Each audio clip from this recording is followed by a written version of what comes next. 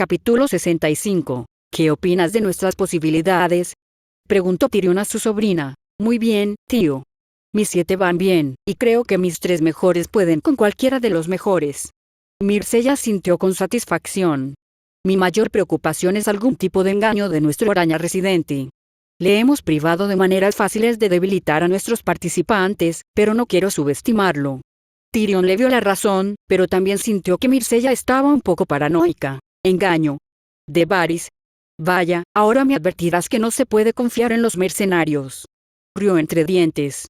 No puede intentar nada demasiado obvio, o simplemente lo suspenderíamos todo. Ha hecho los cálculos, y han optado por no una traición flagrante donde simplemente nos maten. No, creo que el verdadero peligro es que se nieguen a acatar los resultados del juicio, dijo Tyrion con tristeza. Myrcella sintió.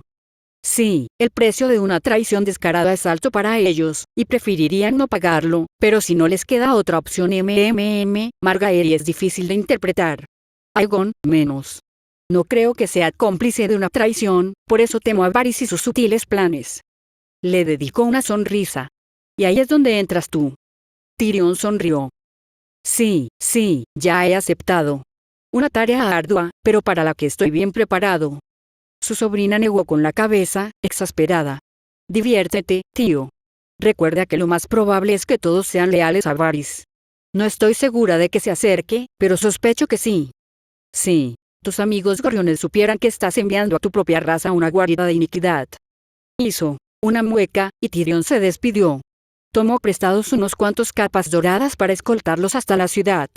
Nadie de interés debería tener interés en hacerle daño, pero un acaudalado joven aún podía ser rescatado por los desesperados. De todas formas, tenía otros guardias además de los capas doradas. Al llevar a la guardia de la ciudad, si los leales a los Targaryen deseaban hacerle daño, avergonzaría al rey. Y el objetivo estaba por verse. No viajaron lejos, y Tyrion pasó una tarde bastante agradable con 2 muchachas voluptuosas. El burdel al que asistía era conocido por ser más caro que la mayoría. Como el Lannister, solo lo mejor serviría. Curiosamente, los precios no eran tan altos como de costumbre. Intentaba congraciarse conmigo, quizás. Soy el tío de Lady Myrcella. Sus pensamientos fueron interrumpidos por la llegada del maestro de los susurradores del rey Aegon. Lord Varys. No pensé que estaría familiarizado con el interior de un burdel. El eunuco sonrió. Conozco cada rincón de desembarco del rey. La verdad, qué refrescante vino. Tyrion apuró su copa. No, esto es aún mejor. Miró a Varys de arriba abajo, fijándose en la capa que ocultaba la mayoría de sus rasgos y la vestimenta cortesana habitual. ¿A qué debo el honor? Tyrion Lannister, el único hijo superviviente de Tyrion Lannister. Con todo derecho, Roca Casterly debería ser tuya. Y, sin embargo, mis pajarillos oyen un nombre diferente. Dime, Tyrion, ¿sabías que tu padre planea desheredarte? Preguntó Varys. Lo sé desde hace tiempo. Cualquiera con 2 dedos de frente lo sabría. No sabía que te preocuparas tanto por mi bienestar, respondió Tyrion. Varys rió disimuladamente. Siempre me han importado los futuros señores con la astucia de gobernar con sabiduría. Después de un buen polvo y vino, a menudo apetece dormir. Si tienes razón, vea por ello, dijo Tyrion con suavidad. Vino. Igual que agua. Es muy diferente de lo que sueles desear, dijo Varys en voz baja. 7 infiernos, adelante. Sí, eres perspicaz y conoces mis costumbres de una manera inquietante. Habla claro, ¿qué haces aquí? Normalmente, Tyrion habría disfrutado de las bromas, pero su sobrina le había advertido que no lo hiciera. Varys era un hábil disimulador, y cada disputa verbal era una de las que el astuto miembro del consejo privado obtenía información. Varys siguió. Solo para decirte esto, el rey Aegon está más que dispuesto a apoyar tu reclamación sobre Roca Casterly. Lo encontrarás entre los pocos nobles a los que no les importa tu estatus de enano. Además de Roca Casterly, la reina tiene primas atractivas, y otras damas del dominio estarían deseando casarse con el futuro guardián del oeste y señor supremo de las tierras del oeste. Tyrion ladeó la cabeza. Qué generoso, ¿y qué pedirían a cambio? Eres una de las pocas personas a las que Lady Myrcella escuchará. Solo deseamos que este desagradable asunto se resuelva. En caso de que los 7 de Aegon ganen la prueba de los 7, solo tienes que convencer a Lady Myrcella de que la cumpla y no convierta las calles de desembarco del rey en un osario. El tono suave de Varys se volvió más vibrante al hablar. Tyrion rió. Espera, el soborno, esta reunión, todo fue para que la convenciera de que se sometiera a la prueba de los 7. Volvió a reír. Varys, Varys, Varys. Mi sobrina no tiene intención de perder. Somos nosotros los que nos preocupa que Aegon no cumpla las condiciones de la prueba de los 7. Pero si pierde, tiene toda la intención de cumplir su palabra. Negó con la cabeza con humor. ¿Cuál fue su frase exacta? Debemos cumplir nuestra palabra, porque si no, ninguna persona racional confiará en nosotros en el futuro. Algo así. También será un juicio público. ¿Cómo podrá conservar la lealtad de la gente común si la ven violar su palabra? Te preocupas por las sombras. Varys pareció desconcertado y guardó silencio durante un rato. Sé de la comunicación entre ella y los gorriones. Y sé del pequeño ejército que ya has traído a las murallas de la ciudad. Tiene poder, un poder que me aterroriza, Tyrion. El poder es algo curioso. Me interesa saber qué opinas sobre un acertijo en particular. Tyrion le indicó que continuara. Estaba Varys fingiendo realmente temía que Myrcella liderara una sublevación tras perder la prueba de los 7. En una habitación se sientan 3 grandes hombres, un rey, un sacerdote y un hombre rico con oro. Entre ellos se encuentra un mercenario, un hombrecillo de cuna humilde y sin gran inteligencia. Cada uno de los grandes le ordena que mate a los otros 2. ¿Quién vive y quién muere? Tyrion se encogió de hombros. Depende del hombre. En esta ciudad, sospecho que será el sacerdote quien viva. Y, sin embargo, el mercenario no es nadie, dijo Varys. No tiene corona ni oro ni el favor de los dioses, solo un trozo de acero afilado. Ese trozo de acero es el poder de la vida y la muerte. Así es, pero si son los espadachines quienes nos gobiernan con verdad, ¿por qué fingimos que nuestros reyes ostentan el poder? ¿Por qué un hombre fuerte con una espada debería obedecer a un patán ebrio como Robert, o a un chico como Tommen, sin virtudes demostradas? Hablas de mi sobrino, y en cuanto a tu pregunta, es porque otros hombres con espadas sí escuchan. Entonces son esos otros espadachines quienes gobiernan con verdad. Tyrion se limitó a mirar a Varys. Podríamos discutir un rato, pero quizás sea mejor que me des la respuesta que crees que debo dar. La guerra te ha cambiado, dijo Varys con seriedad. Tyrion entrecerró los ojos. Sí, lo ha hecho. Perdí a un hermano y un tío, a los 2 queridos. Y así es. Aquí tienes, pues. El poder reside donde los hombres creen que reside. Ni más ni menos. Y ahora mismo, casi toda la maldita ciudad cree que el poder reside en Myrcella Baratheon, reina de la tormenta, la doncella encarnada y la encarnación de los 7 que son uno. Eso es lo que temo, Tyrion. Esta víbora en la hierba escapó a mi atención durante toda su infancia. De alguna manera, ha forjado cuidadosamente esa personalidad religiosa y, al mismo tiempo, ha entrenado su cuerpo para ser tan letal como cualquier caballero. Si crees que una conspiradora tan cuidadosa permitiría que el poder se le escapara de las manos, estás permitiendo que los lazos familiares te cieguen, advirtió Varys. Tyrion reflexionó sobre las palabras que acababa de oír. Varys parecía casi aterrorizado de su sobrina. ¿Y trataste de matarla? Lo hice. Tyrion parpadeó sorprendido. Sin negaciones. El rey sin duda te ha protegido de la censura a menos que haya pruebas. Varys movió un hombro en un gesto de encogimiento. No hablo con un tonto. Tú sabes la verdad, al igual que Myrcella. Hablaré con ella y haré todo lo posible para que cumpla el acuerdo. Pero te advierto, si cometes alguna traición, también le aconsejaré que deje que las calles se llenen de sangre antes de permitirte sacar provecho. Tyrion le dedicó a Varys una sonrisa escalofriante. Y si ganamos, te sugiero que abandone la ciudad cuanto antes, porque te matará. Solo la tregua temporal evita que un cuchillo se te clave en la garganta. Tenemos un acuerdo entonces, Tyrion. Roca Casterly será tuya si los 7 de Aegon ganan. Tyrion dudó un momento, pero cuando el eunuco se dio la vuelta para irse, dijo: Varys, debes saber que no soy mi sobrina. Si nuestros 7 ganan, me serás útil. Myrcella me ha prometido un puesto en el consejo privado, mintió Tyrion, pero no estoy seguro de si preferiría ser maestro de la moneda o maestro de los susurradores. Si es esto un último, me gustaría conocer tus secretos. Tu vida y una buena suma de oro a cambio de tu ayuda. Varys miró hacia atrás. Una oferta interesante. Veremos qué resulta del juicio. XXXX. A pesar de su embarazo, Margaery y su esposo no abandonaron sus juegos de cama. Le había parecido divertido como Aegon, a pesar de su sorprendente profundidad del conocimiento sobre diversos temas, se preocupaba por el bebé que llevaba en su vientre. Al parecer, Lord Connington no le había enseñado todo. Aunque supongo que, dadas sus inclinaciones, era comprensible. Tras su mutuo deleite, descansaron con su cuerpo acurrucado contra el suyo. Los dedos de una mano jugueteaban con el vello casi translúcido del pecho de Aegon. ¿Estás nervioso, mi amor?, preguntó. Un poco. Confío en mi mano y en las decisiones que se han tomado. Tu hermano me dio una paliza en el campo de prácticas, dijo con una risa, indicándole que no sentía vergüenza por su derrota, y el tamaño de los gemelos es impresionante. Tomó su mano entre las suyas. Me preocupa un poco nuestro contingente de Dorniense. Ser Gerard anhela la gloria, y sospecho que buscará demostrar sus habilidades en lugar de centrarse en la victoria. Areota tiene una gran reputación, pero poca experiencia en torneos. Mi hermano ha dicho prácticamente lo mismo. Vencer a Daina en el combate parece haberle hecho entrar en razón. El Estrella Oscura no quiere estar en el bando perdedor, y darse cuenta de que no es el mejor espadachín del mundo le ha ayudado. Aegon emitió un murmullo de agradecimiento. Bien, bien. Grid, Jon, ha dicho que Lady Myrcella y Lord Tyrion deben estar desesperados, dado a quien han elegido. El audaz tiene una pierna herida, y poder moverse por el campo de batalla es mucho más importante de lo que muchos creen. Además, están utilizando a un mercenario común, ni siquiera un caballero. He oído historias del perro. Solo un luchador letal sería elegido para ser el escudo jurado del rey, advirtió Margaery. Ese es el que más nos preocupa. Es casi tan alto como los gemelos y es rápido para un hombre de su tamaño.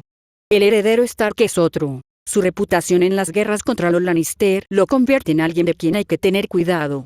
Los demás, Aegon se incorporó un poco y se encogió de hombros. Morrigan, Marbrand y Rolland Tormenta son buenos, pero no están entre los más grandes del reino. Margaery esperaba que así fuera. Estaba preocupada por su hermano. Incluso en la victoria, podría resultar herido y muerto. Aegon se giró hacia ella, la abrazó con suavidad y se besaron. Ganaremos. La dinastía Targaryen ha regresado, y tú seguirás siendo la reina de Poniente. Los verdaderos dilemas se revelarán tras nuestra victoria. Ah, sí. ¿Qué hacer con Myrcella? Connington sugiere que la enviemos de vuelta a Bastión de Tormentas con órdenes estrictas de permanecer allí. Varys sugiere que se le permita un pequeño ejército y que ayude al dominio a defenderse de los hijos del hierro. Margaery meneó la cabeza. Ella debería quedarse aquí. ¿Por qué? Varys y mi mano coinciden en que no debería estar en Desembarco del Rey, donde tiene acceso a multitudes que podría usar contra nosotros, preguntó Aegon confundido. Será difícil usar a la gente de Desembarco del Rey en tu contra después de que jure obediencia. Lord Varys cree que es responsable, al menos en parte, de las tácticas militares que han empleado los habitantes de las Tierras de la Tormenta. Si de verdad tememos su perfidia, será mejor mantenerla cerca. Aegon reflexionó sobre sus palabras. Le encantaba eso de él. Es la dama suprema de las Tierras de la Tormenta. Si se quedase aquí, tendría que darle al menos una razón, aunque fuera una farsa. Solo tiene 16 años. Lord Courtney es su regente. Para prepararla para el gobierno de sus dominios en la madurez, sería prudente que observara cómo opera una dama gobernante. La nombraré una de mis damas de compañía, dijo Margaery con una sonrisa. Aegon parpadeó. Ay, Varys va a tener un ataque. Y sospecho que Lady Myrcella también. Su inteligencia es evidente, y por cómo la obedece su guardia de la tormenta, está claro que está acostumbrada a mandar. Y se verá tentada a usar esa perspicacia si no la controlamos. Mi abuela no confía en el viejo león. Creo que se puede confiar en Myrcella, pero si se libera de Desembarco del Rey y su abuelo la convence, hay motivos para romper la promesa. La voz de Margaery se apagó. Pero si está aquí, bajo nuestra influencia, él no podrá convencerla. Margaery bostezó. Exactamente, mi amor. Además, tenerla a mi lado en un rol que le permite servir a la reina, reforzará la imagen que el pueblo tiene de ella. Los juramentos y las rápidas cicadas podrán olvidarse dentro de unos meses, pero los recordatorios constantes de que la bendita Lady Myrcella sirve a la reina de Poniente degradarán su capacidad de usar al pueblo como arma contra nosotros. Su voz había sido seria, pero luego se suavizó.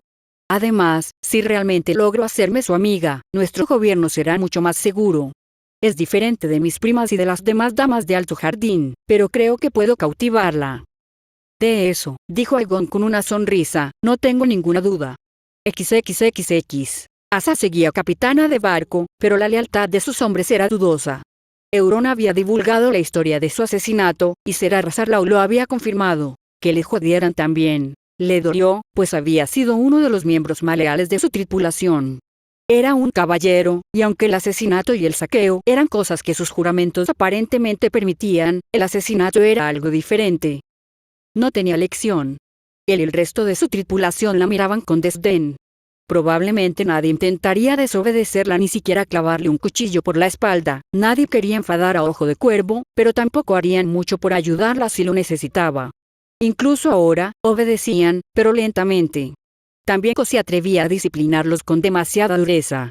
Era una situación desesperada, y la rabia que sentía por la situación no tenía una buena salida. Las Islas Escudo habían sido tomadas con facilidad.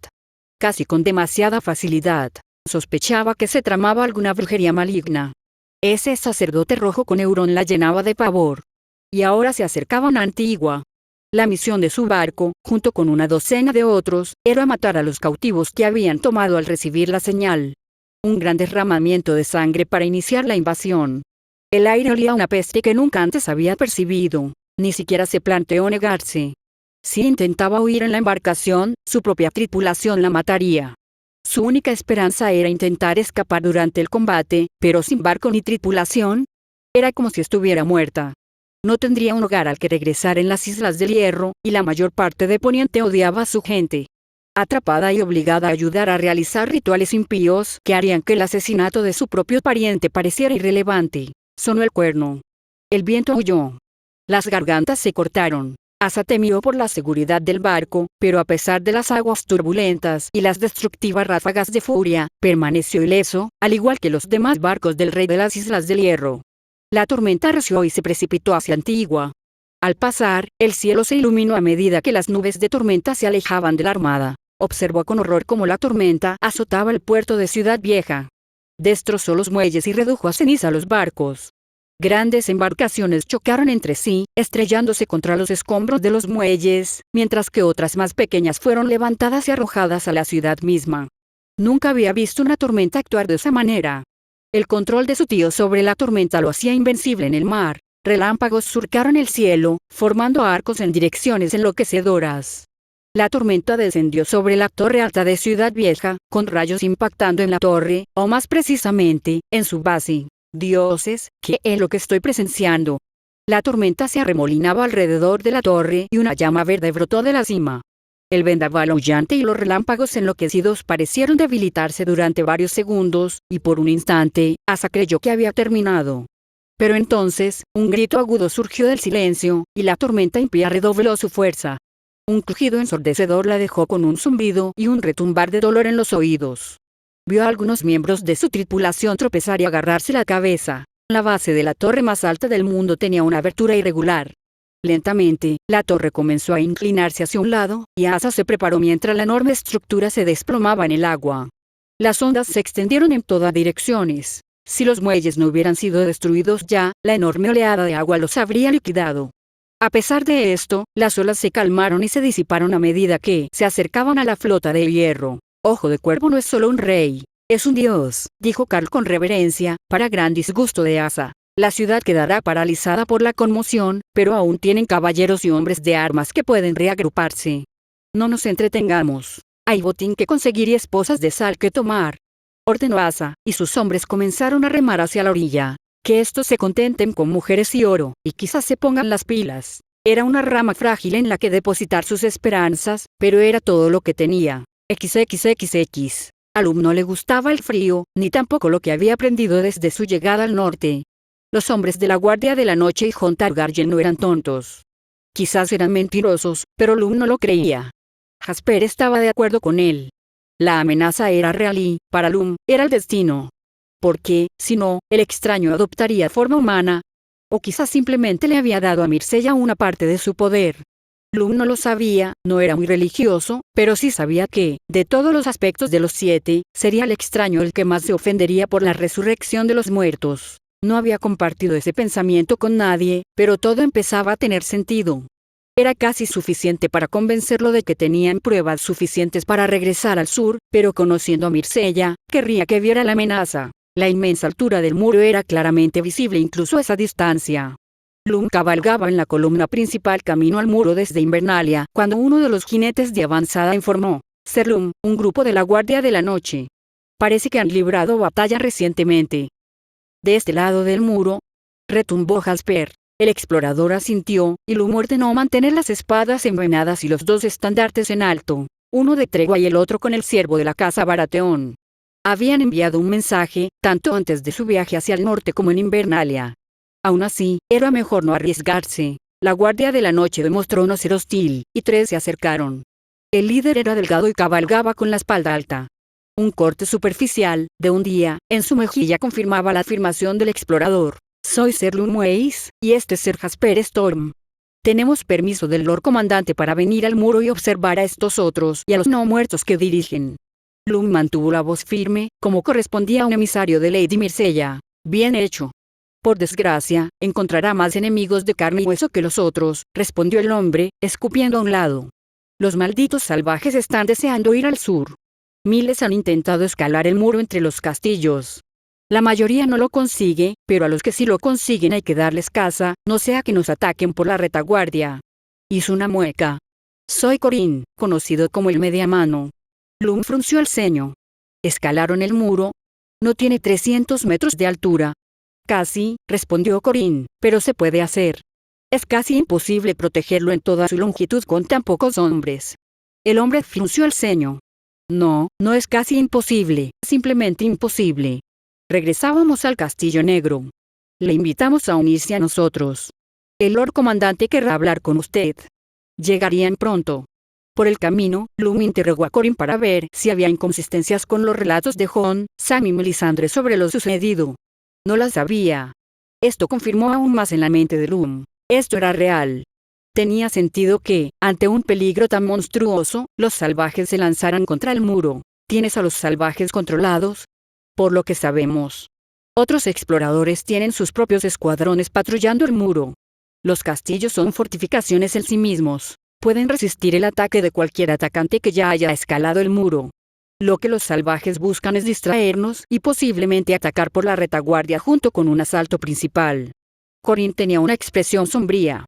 Se han avistado mamuts y gigantes, y su fuerza podría ser suficiente para abrir una brecha en las puertas. Si eso sucede, su número nos abrumará, y probablemente a todo el norte. ¿Cuántos calculas? Preguntó Lum. 100.000 salvajes, pero no todos son guerreros. Eso sí, las mujeres salvajes son casi tan peligrosas como los hombres, así que no crean que tampoco son una amenaza. Lum y Jasper rieron, ante lo cual uno de los otros miembros de la Guardia de la Noche se burló. Ustedes, los sureños, no conocen el norte. Ya veremos quién se ríe cuando un par de lanceros destripen. Lum luchó por contener la risa, mientras Jasper seguía riendo a carcajadas. Levantó la mano. No es así. Es una broma, porque seríamos los últimos en subestimar a una mujer. Lady Myrcella y Lady Brienne son dos de las personas más peligrosas del mundo. Negó con la cabeza. Ambas lucharon en la prueba de los 7 en las tierras de la tormenta y devastaron a sus oponentes. Tu advertencia es bien recibida. Corin gruñó. Hemos oído algunas historias incluso en el muro. Eso habría sido un espectáculo. Un estruendo reverberó en el aire y pareció resonar desde las profundidades de la tierra. Lum nunca había oído semejante ruido.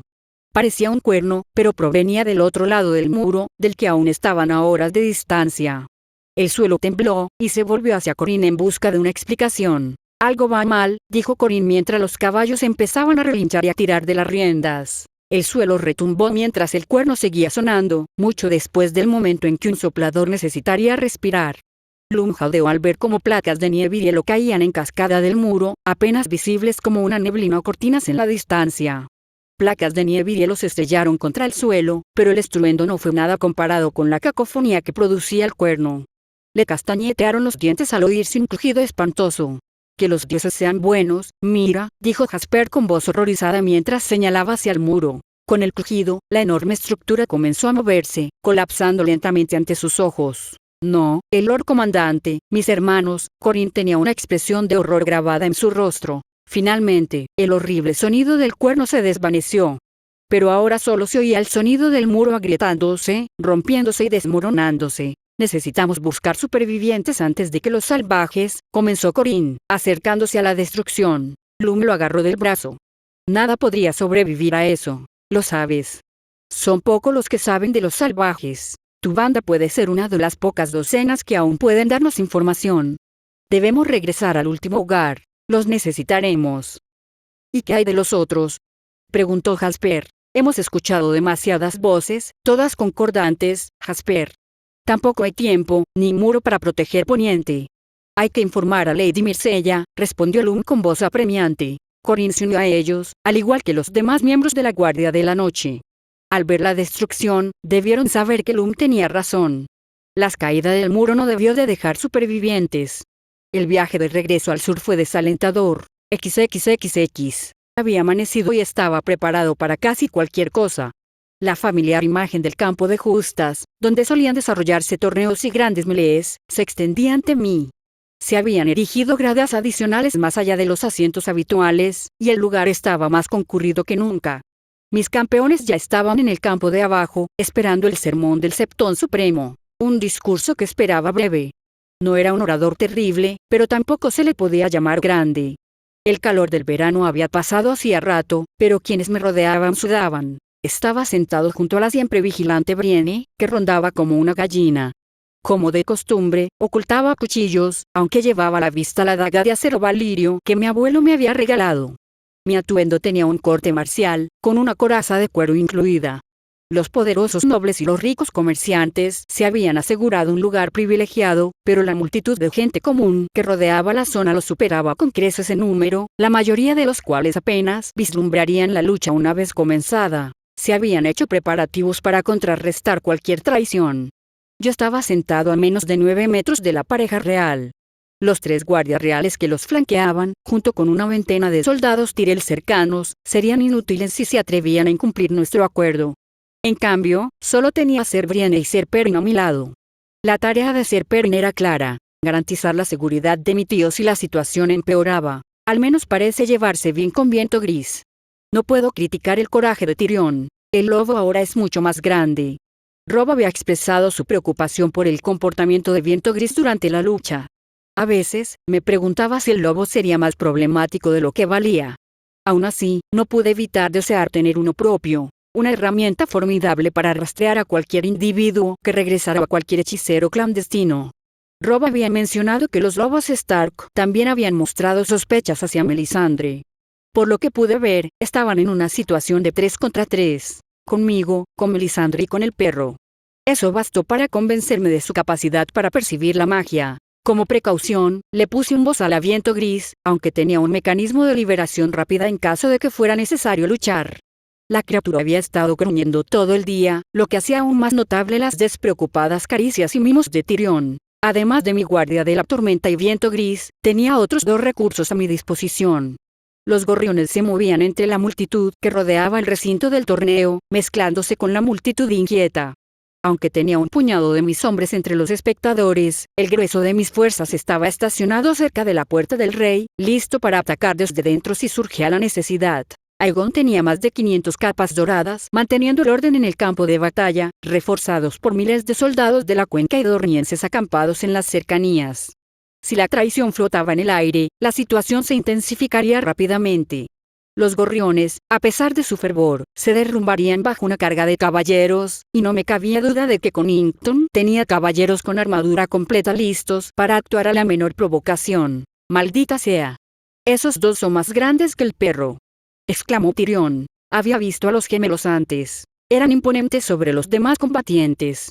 Ninguno tenía experiencia en torneos, lo que los convertía en un elemento impredecible.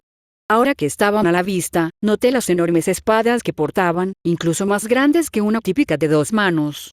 Su armadura de placas era más gruesa que la mayoría, ofreciendo una protección formidable, pero con un precio. Serían difíciles de abatir, pero su resistencia menguaría más rápido. Incluso ahora, estaba seguro de que Barristan y Robb los consideraban objetivos de baja prioridad. Abundaban las presas fáciles, y la efectividad en combate de los gemelos disminuiría a medida que la lucha avanzara. Garland Tyrell y Jon Connington iban armados con espada y escudo, mientras que Daemon Sand combinaba su escudo con un martillo. Areota se destacaba con su larga hacha, el único de su bando que no llevaba la armadura de placas adecuada. Gerald Dayne empuñaba una espada sin escudo. Su ágil figura lo identificaba como un luchador tipo Bronn, en mi opinión. Por mi parte, mi mayor preocupación era Bronn. Su armadura, más ligera, le ofrecía poca protección en comparación con el resto de mis 7, todos debidamente equipados con placas. Barristan llevaba la rompeolas, prestada por Brienne específicamente para esta batalla. Robb empuñaba su espada a dos manos favorita, mientras que Sandor, Roland y Adam habían elegido martillo y escudo. Los martillos carecían de la versatilidad de las espadas, pero eran muy superiores al combatir a caballeros con armadura. Me gustó especialmente la elección de Gullard de una alabarda. Era una parte crucial de la táctica de nuestro escuadrón. Su arma era ideal para hacer tropezar a un oponente cercano y crear huecos para el resto. Cuanto más grandes, más fuerte caen, cita de mi primera vida. Otra ventaja de ser de nuestro tamaño, bromeó Tyrion, intentando disimular su inquietud. ¿Nuestro tamaño? Ya te he superado, dije, manteniendo un tono ligero, esperando que aliviara la evidente tensión de Brienne. Tyrion rió, pero con nerviosismo más que jovial. La posibilidad de morir en estas gradas era real. No más vino, tío. Pronto tendrás que estar alerta. Tyrion murmuró algo, tan agudo que no pude oírlo, y le obsequié con una sonrisa. El obeso septón supremo por fin estaba terminando. En cuestión de minutos, comenzaría la prueba de los 7. Fin del capítulo 65.